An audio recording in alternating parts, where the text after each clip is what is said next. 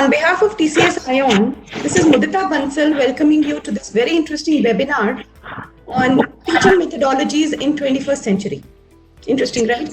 So in the 21st century, substantial changes are happening in relation to new scientific discoveries, informatization, globalization, the development of artificial intelligence. This century is basically called the age of digital technologies. The new century introduced very noticeable changes in instructions and teaching methodologies. The pedagogy of the 21st century differs from the pedagogy of the 20th century. We all know that. And since the very beginning of the 21st century, there have been many changes in the development of national and world education. The most observable phenomenon is now the internetization of the society and the penetration of digital technology in learning. The modern generation of schoolboys is known by the name digital, socially digital, and Generation Z. So in this session, we have invited a distinguished expert to talk about the teaching methodologies in the 21st century. A very warm welcome to Mrs. Sasmita Mohanty, who is the guest speaker today. She is currently working as the Director Principal of Sanjay Godhawat International School, Kolhapur, which is affiliated to Cambridge University, UK. She is the founder and president of Kolhapur Sahodaya Complex, a cluster of CBSE schools. Ms. Mohanty was one of the 15 educators who were selected for training in Singapore by Worldview and Singapore Airlines. She has done her leadership certification course from IIM Kozhikode. She's also completed her Category 1 IB administrative training at Oberoi International School, Mumbai. She's been instrumental in placing many students in reputed universities like Michigan Tech, University of San Francisco, Columbia University, Canada University, Ashoka University, Flame University, and the list just goes on. Under her leadership, the school has been awarded the British Council International Award and the Best Emerging School Award by School News. She's also been awarded with the very prestigious awards like Dr. APJ Abdul Kalam Outstanding Principal Award, Global Teacher Role Model Award, Visionary School Edu Leaders of India Award, Avantika Dr. S. Radhakrishnan Samman, and so on. A very warm welcome to you. Thank you, Mrudita. Thank you. I'm privileged. Thank you so much. Thank you. So let me start the webinar with asking you the basic question: what teaching methodologies are required to be a great teacher in 21st century? Good evening, everybody. Before I take up the answer, I would definitely thank Tata Consultancy and TCS ION because you people are so innovative that every time you're coming up with something new, and it is giving so much of benefit to the students, particularly the youth from different schools across the country. There is TCS ION Intelligence competition. Every year my students keep participating, and it's the greatest of the award they win every year. I don't think that any other award which could at par with the award which is given by the TCS ION Intelligence Award. And I'm really very happy to be part of this panel discussion. And to start with, I would like to answer that how all of a sudden the teaching methodology have been changed, and we all have pushed to a new kind of pedagogy and new kind of methodology within a blink of the eyes. Because if I remember that till 31st of March or prior to that, we didn't know that such a transformation of the teaching methodology would take place within no time. All of a sudden, when there was lockdown happened and the school system need to stop, we started inquiring and analyzing that how do we work and how do we continue the education for our learners. So we tried out different online methods, and we started teaching our students by using different platforms and reaching to the homes of the children. through online teaching method. And slowly it is found out that within these 9 months, there is a lot of changes have been taken place, and we realize that every day there is innovation, every day there is exploration, and then new learning on learning, and there is a lot of importance is given for the skills, and teachers they started trying out different methods, how to reach to the students, how to make the learning simpler, how to make the learning interesting. So there is all of a sudden complete digitalization of the teaching learning process happened. And earlier it was like you go to the class and use few methods and complete. All used to be examination oriented. But today the teaching learning cannot be examination oriented. It should be understanding oriented. So to give the students knowledge, we need to make them to have different kind of hands-on experiences. For example, experiential learning, practical-based learning, and skill-based teaching and learning system. Then there should be a lot of experimentation, project, research. These are the new ways: collaboration, interdisciplinary approach, art-based learning or teaching methodology. So these are the different methods which are used. Then using the virtual labs, then using different apps, using different videos and sites for making the children to have interest in online learning. And this is how all these methods have become now the methods for the 21st century teaching process. And earlier, Ajay said that the teaching used to be examination oriented, but now teaching is outcome based. So how effectively the learners are able to understand whatever is being taught. So this is what is the change, what is being made in the new methods of teaching learning. And a lot of scope given for the children to have the freedom to learn different languages, subjects, all this, though the new education policy has made the changes, but then we being the international curriculum follower, Cambridge curriculum, it has already embedded all these attributes, that how to design your lesson plan to make the students to be innovative, engaged, collaborative, responsible. So all these things have been practiced through the curriculum, and it become easier for us to prepare the students which all means who all are future ready. So this is my saying about the new methodology of the 21st century about teaching. Thank you, ma'am. Thank you. So, all these methodologies, the new concepts that have been brought in, there would be some programs, instructional programs that are being designed, right? So, what steps can we take to incorporate these 21st century skills into our content-based instructional programs, ma'am?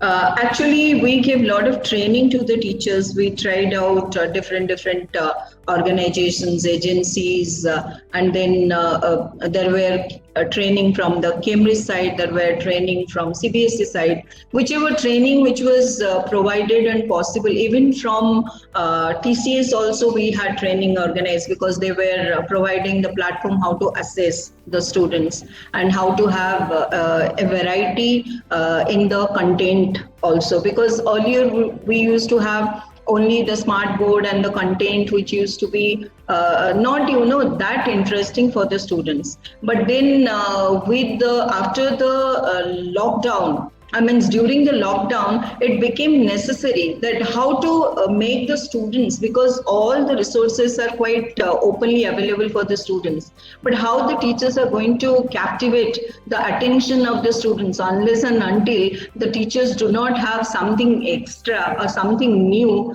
and not working for presenting those new skills and new things before the children, they will not have any control over the students. And that is how it required. In fact, in physical classroom, teachers never had worked that much the way they started working on developing their skills. There were many trainings were provided to them. There were many hands-on experiences, collaboration, what is working out for one teacher and what is not working out for another teacher. They started sharing and discussing, and then any information resources they were sharing with each other. So in this manner there was a lot of new learning, and new learning happened through different ways from each other, from seniors, from juniors, from external resource persons. In this way the training were provided, and then we used to have the feedback from the parents and the students, because every week we used to have the parents meeting, and we used to ask them how did they feel, because when we were doing online teaching, the child used to be with the parent at home, and earlier day-to-day basis parents never used to observe what's happening in the school, but pandemic made it very transparent that the school started going to the homes of the children. So it is available and visible to grandparents, uncle, auntie, and everybody is watching what's happening and how the delivery of teaching and content and the methodology used by the teachers. So teachers became more conscious. So they started becoming very open for correction, for improvement, and taking feedback, what is working out. Then parents also used to give the feedback that, okay, the lessons are going on well, they're doing a lot of activities, and through activities, the teachings are going on very well. So collecting the feedback, also the improvisation in the lesson plan happened by the teachers. And then we used to have different kind of assessment on weekly basis. So the assessment used to give us the feedback, how far the child has able to understand whatever is being taught. And those assessment used to be designed in a very interesting manner. It's not that every time they have to have those objective type. There used to be different ways of assessment. Quiz was organized, allocation was organized, spelling dictation was organized. So in different methods we started assessing to create and maintain the interest among the learners to continue learning, and the educators to inspire the children during this transformation period. Yeah. You spoke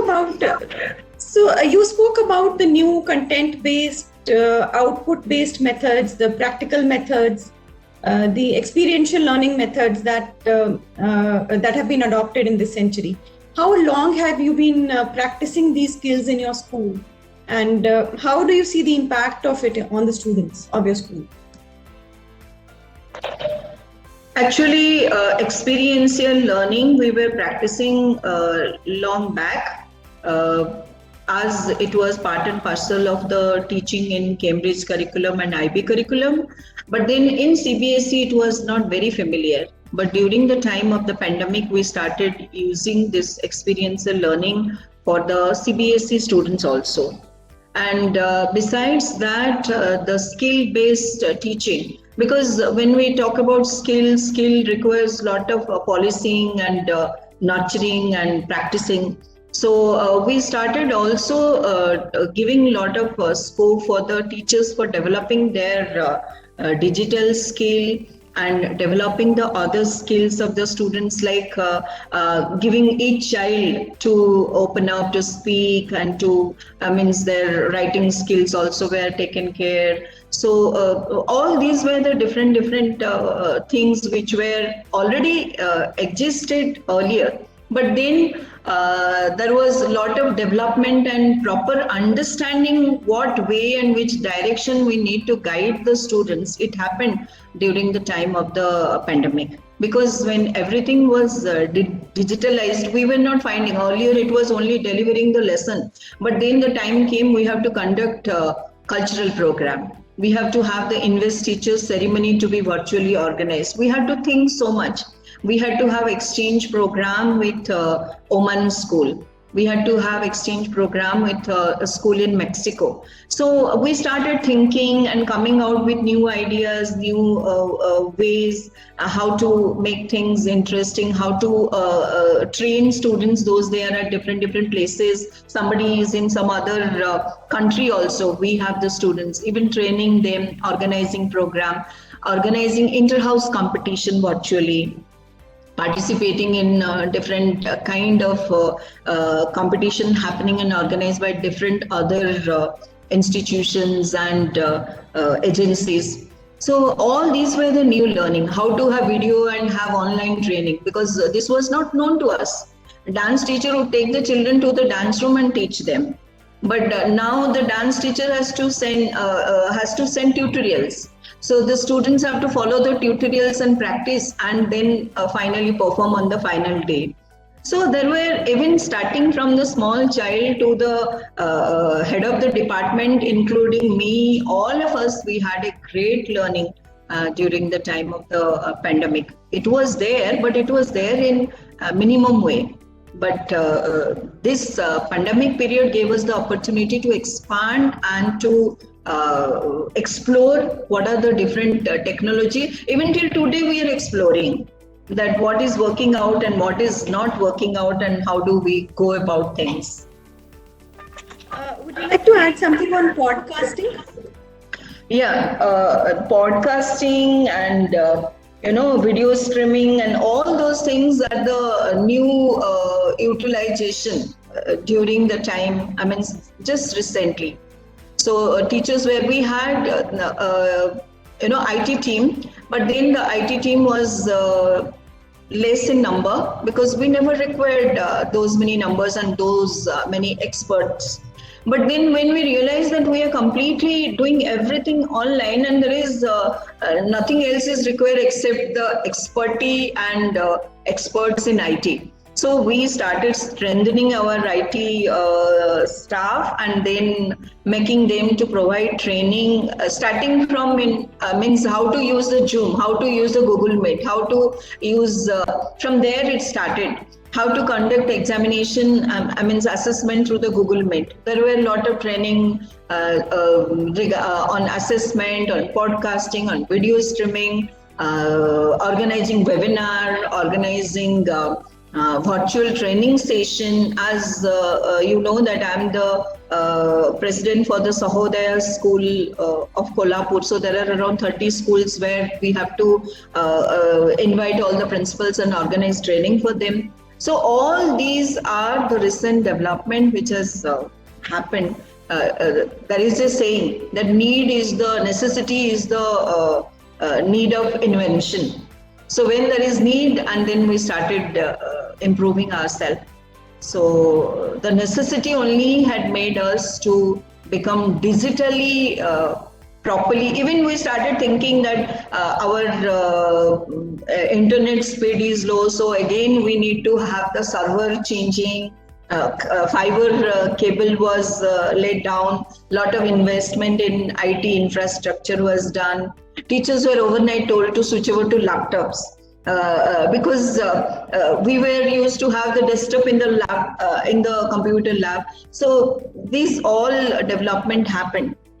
And even they started preparing, some teachers went ahead and prepared glass frame to have the better teaching learning process for the students. So in this manner, the innovation in different way to make our teaching learning process more interesting for the learners, we started doing this. And this is the recent time we have learned. We never had any experience of podcasting or video streaming, all those things. We never used in regular classrooms before March 20. So now, so now that schools are coming back to their normal, routine as well, slowly. When do you think we should still be using the digital formats, and in what areas we should continue with the traditional formats? Anything on that front? Actually, the development what has taken place till now, and the school, though our school has physically started, but still we are providing services online to many of the students. and because there are many reasons that everybody cannot come to school. So we have left it to the parents' wishes. If they want to send the child to school, they will send. If they don't want, they can avail the facility of the online teaching. So we have still the facility of online teaching and learning process, including assessment. But then what I feel that we are still, we need to follow the blended learning, because once everybody, because this is going to be the future and it is going to remain with us for longer. So the quicker everyone get adapted and continue integrating the technology to the daily teaching processes, that would be beneficial for everyone. So what we have gained with lot of difficulties during this challenging time, we should not be losing it. And then the children also have got lot of interest in technological way of learning. So when we talk about Howard Gardner's differential learning, so differential learning, if we in true sense want to achieve, then we need to have different methods of teaching. And in different methods of teaching, this integration of the technology, audio learning, video learning, all these are there. So even students are also develop interest. So if we'll cut up, maybe they would be deprived, and we would be going back to the same rote learning method, which is not going to be helpful to neither to the educators nor to the learner. So the future would be the blended learning, and schools are ready for it. Even the teachers are ready for it. They have accepted and they're continuing with the technology integrated teaching learning processes, because it is saving time.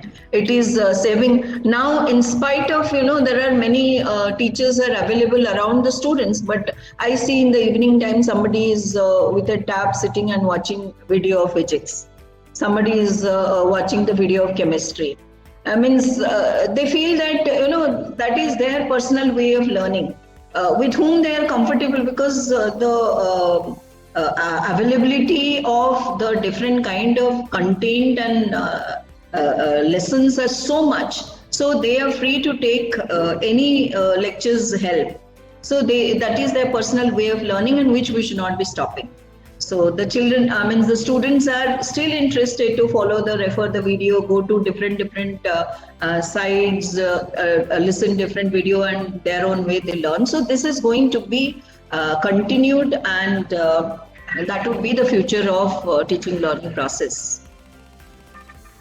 Thank you so much, ma'am. So the last part that I want to understand from you is, how should an educational institution as an industry update the teacher training process and the ongoing professional development process to meet the expectation of the new era?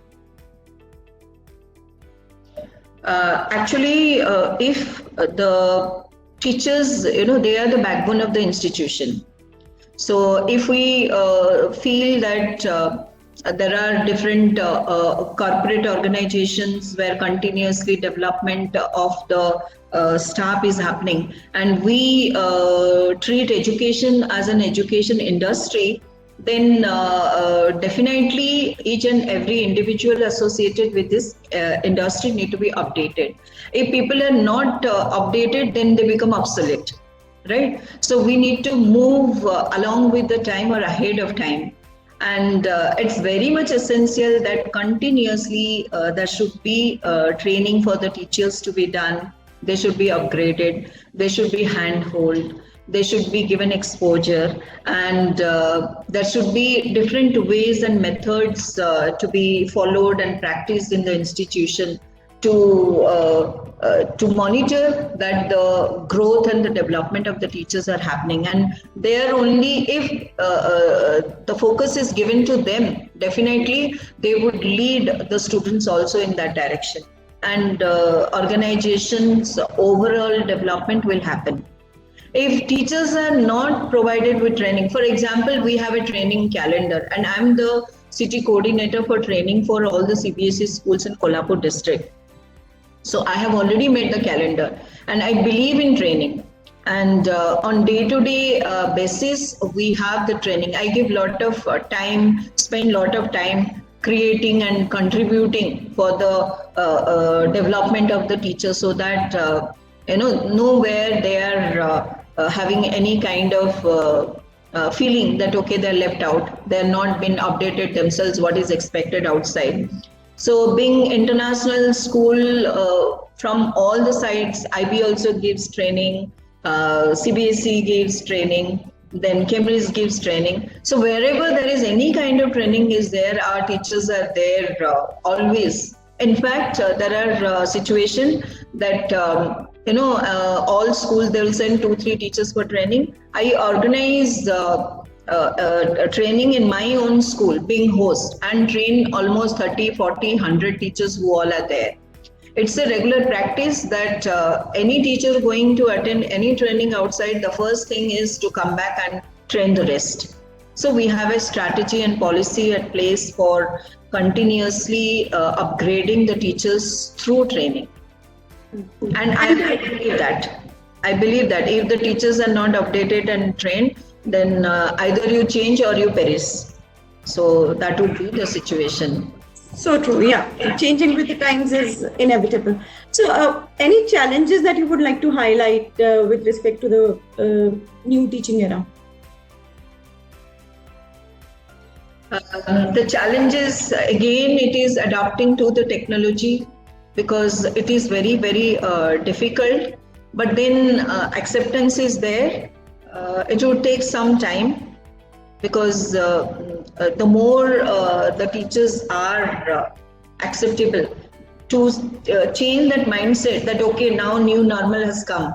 As you said, the physical classes have started. So what is the necessity that we should keep on doing the same thing, whatever we are doing? That again is going to be checked, and that again need to be monitored, and regularly they need to be asked that to further upkeep the technological whatever gain they have got, how to upgrade it, not to forget it, because again technological utilization is a skill. They need to keep on working, otherwise they would go back to the traditional classes. That is one big challenge. And yeah, so proper planning definitely will need to be done to be able to overcome this challenge, as you mentioned earlier. So, anything that you would like to tell us about how social media can help? I mean, what should social media do in education? Any expectation from social media that you can highlight? In fact, social media has so much to do with education.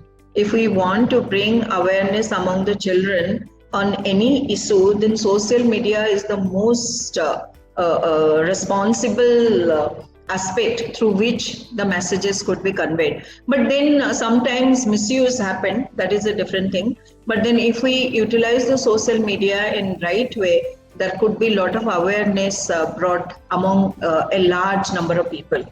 So social media has its own advantages as well as disadvantages. But if it is utilized for the advantages, it's very, very beneficial. So we can have n number of knowledge, information. You just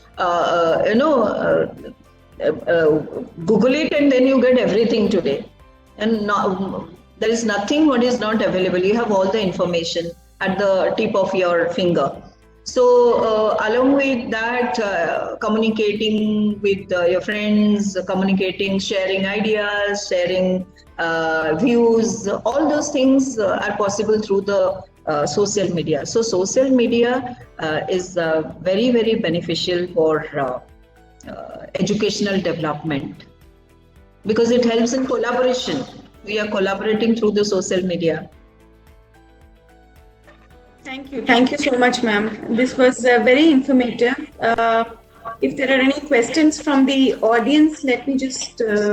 so there's one question that we have. It says, what new thing should the teacher add to what they already teach? Not sure if you could answer that. What new thing the teacher to add is... I could only say that adding new methods of teaching, and adding integrating technology as much as possible to their teaching. So everything, whatever interesting for them, because technology is such a big tool which is going to make the it's not only to only students in one area, it could be across the globe. You know, we could have such a wonderful session of sharing from each other from Dubai and in India just because of the technology.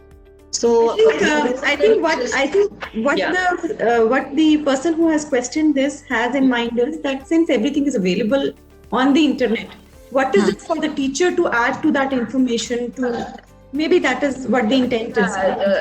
See, informations are available, but the emotion, EQ, what is there, and the vocation, what is there, and the values, what is there, that need to be embedded with the technological teaching method and with the physical classroom teaching method. So everywhere that to be added, because that cannot be gained from anywhere else.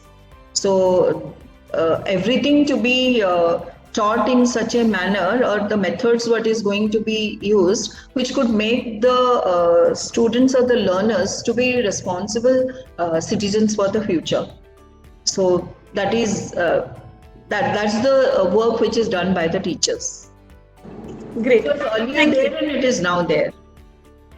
So another very interesting question has come up, ma'am. It says how rural schools in India can apply the 21st century skills in their school where the infrastructure is not so strong. Any tips? Actually, a rural school in India, it has real challenging. I would like to share my own experience, because we are a lead school in this area, and there are 10 schools under me to whom I have to mentor. So when we were discussing this, that ma'am, children do not have mobiles to have online classes. How do we teach them? So and they have the mobile which do not have. I mean, they are not smartphones. So they are the farmers' children. So we started discussing with developing a platform by taking help of some engineers, and through that those students were provided through television mode.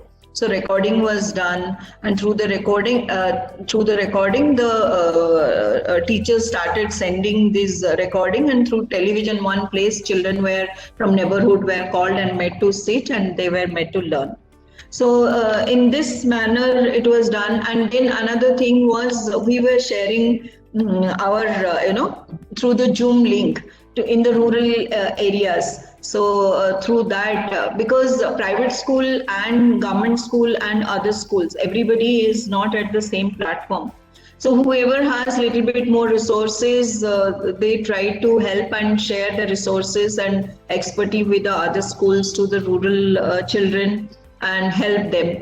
But if these things are not there, it's a big challenge for the rural schools what to do. If the teachers are empathetic and they still feel that some other way they can do something to help the students, like we have the incidents that a teacher had recorded all the lessons and had sent through WhatsApp messages and circulated among all the students, and this is how many rural school teachers they have worked. Otherwise it was a big loss, it happened in many of the rural schools.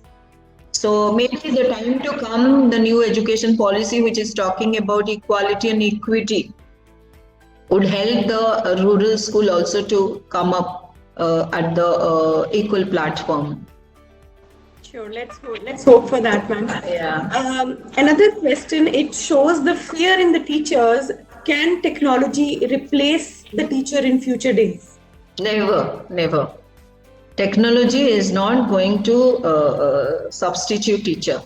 Teachers would be, technology will make the teacher to be a learner along with the students. Teacher will become a facilitator. But then teacher cannot be replaced, because the teacher job is not only related to the profession, it's a vocational job. So there are so many other values are added to the job of the teacher. So Teacher job cannot be replaced. It was tried in Bangalore. I saw in Indus International School, I believe, they had robot taking the biology class. So, but then, however, the technology develop and artificial intelligence and all those things happens. But I don't think that the teachers could be replaced. Teachers would. Thank you for sharing that.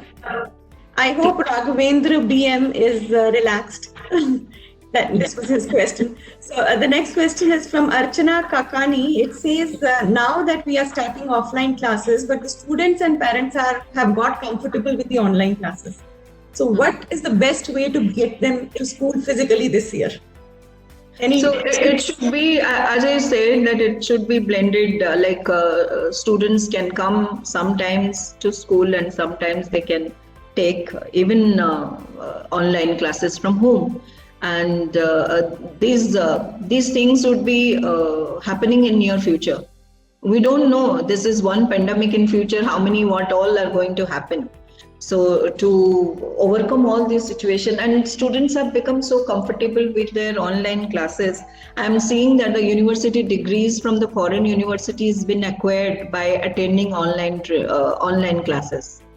So these online classes would continue for long time. It was there earlier, but now it has become more reinforcement has happened. Sure. So thank you so much for bringing all the values and knowledge to this session, ma'am. And thank you for taking out time to talk to us and our viewers here. I'm sure everyone has... Okay, before we leave, there's another question. They're not leaving us. So it says, do you think teachers' workload will decrease with repetitive sessions available online? And we can focus more on new styles of teaching and assessment. I think that is imperative. Yeah, but I don't think that the teacher's workload is going to reduce, because a teacher has to, whatever the curriculum is there and content delivery is there, teacher has to do it, right?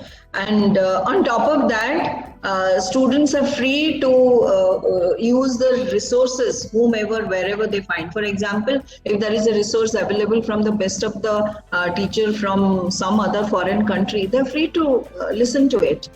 So they would be taking that. After taking that, even teacher would not say that, okay, fine, they're taking the help of so many other lectures, so I would reduce my work. It is not going to happen. So teachers have to complete their own work, and that is bonus if the students are taking or utilizing any other mode of acquiring knowledge or information. Thank you so much, ma'am. I'm sorry to interrupt the exit earlier, but thank you so much for the thank you so much that we had today, and thank you, audience, for the lovely questions that you posted. We'll look back again at you, ma'am, for more information later. Thank you, everybody. Thank you.